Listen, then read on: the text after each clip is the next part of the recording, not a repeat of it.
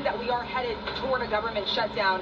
Is the federal government preparing to fire federal workers if the government does indeed shut down? Well, first of all, we have to keep essential services functioning as well as possible if the Democrats shut down the government, and Russ has been tasked with making sure that's possible.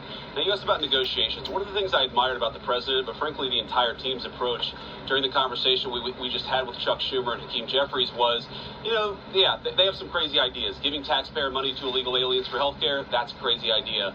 Funding transgender surgeries in Peru, that's a crazy idea. But they had some ideas that I actually thought were reasonable, and they had some ideas that the president thought was reasonable. What's not reasonable is to hold those ideas as leverage and to shut down the government unless we give you everything that you want. There were multiple times where Leader Jeffries or Leader Schumer would say, you know what, we should be doing this, and the President of the United States would say, yeah, absolutely, let's have that conversation, but we're going to do it in the context of the people's government being open. We're not going to let you take the people's government hostage and then give you everything that you want. And that's really the state of the negotiation. Yeah, let's have a conversation, let's have a negotiation, but we're not going to shut down the government because we won't give the Democrats everything that they want. Can you respond to what Senator Schumer said, that there were aspects about health care ending for certain people that the president was learning about for the first time in that meeting? And was the president open to a deal on the ACA subsidies? Well, I'm highly skeptical that the president was learning about it for the first time, thanks to Chuck Schumer. But what I will say is, look, we have put a $50 billion rural hospital fund